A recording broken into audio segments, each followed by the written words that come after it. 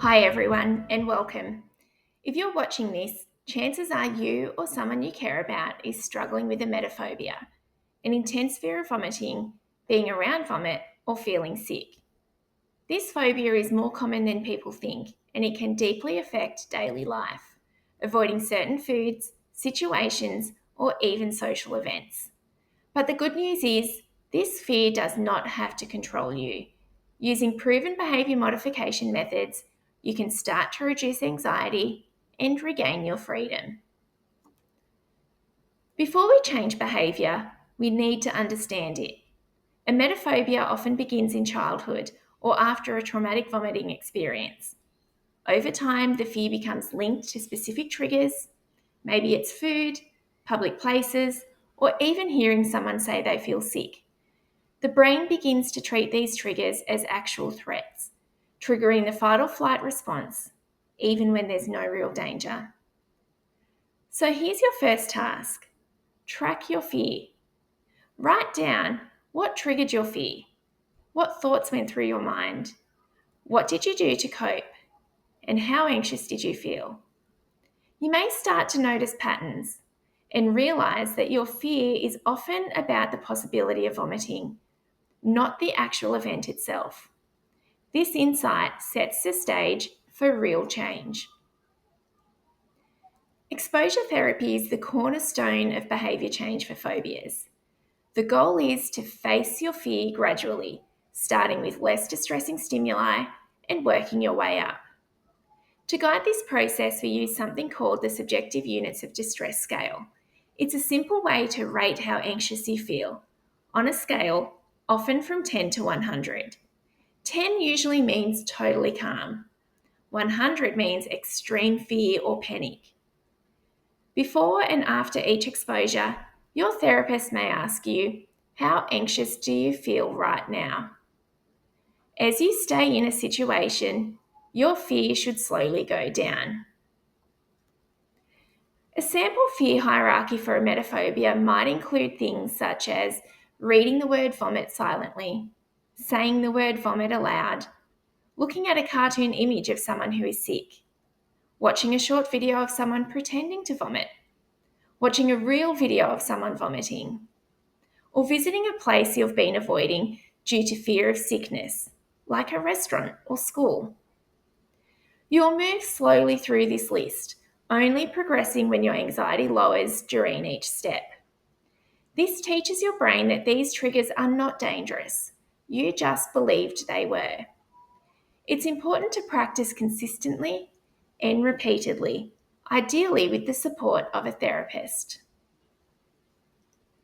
Now, before we move on, let's clear up something important. While relaxation and meditation are helpful for managing general anxiety, they can actually be counterproductive during exposure therapy. And here's why. If you only face a fear while simultaneously trying to calm yourself down with deep breathing or mantras, your brain may interpret this message as, this situation is really dangerous, but I'm safe because I'm using a coping strategy. This unintentionally reinforces the idea that you need a crutch to survive exposure. And instead of letting your body and your brain learn that nothing bad happens even without it. In effective exposure therapy, we aim for full emotional learning. That means experiencing the anxiety fully and letting it naturally rise and fall without escaping it. So, use relaxation techniques before or after exposure sessions to keep your baseline anxiety in check. But during exposure, try sitting with your discomfort. Let your body learn that it doesn't need to panic. It's tough at first, but this is how you truly rewire your fear response. Now, exposure therapy works best when it is paired with response prevention. That means resisting the urge to perform safety behaviours that make you feel better temporarily, but they keep the fear alive. For example, do you avoid certain foods even though they're perfectly safe? Do you constantly check expiration dates or carry motion sickness pills just in case? Do you Google symptoms obsessively? These actions give you short-term relief, but they send your brain a message. This is dangerous. So instead, practice tolerating the discomfort.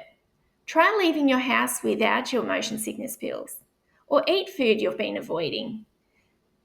What time? With time, your anxiety will fade naturally and your confidence will grow. Another helpful technique in behaviour modification is role play and modelling. These are especially useful when the fear involves social or situational triggers, like being in a restaurant, at school, or around someone feeling sick. Modelling means watching someone else face a feared situation calmly, without negative consequences. This could be a therapist or support person pretending to eat a trigger food without anxiety, watching videos of people staying calm around vomit related situations, or seeing someone cope with sickness without panicking.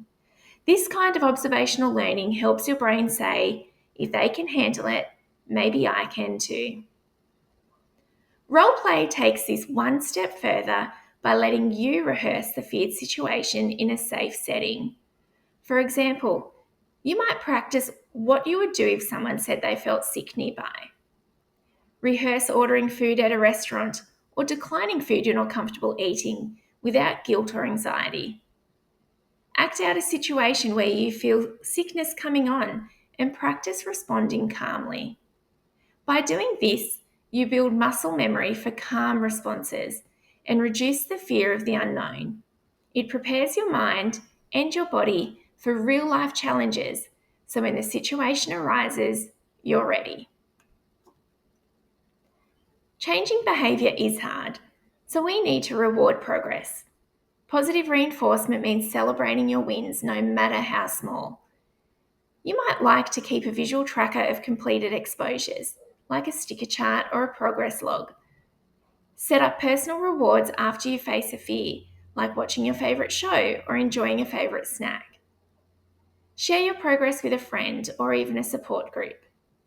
These small acts of reinforcement motivate you to keep on going.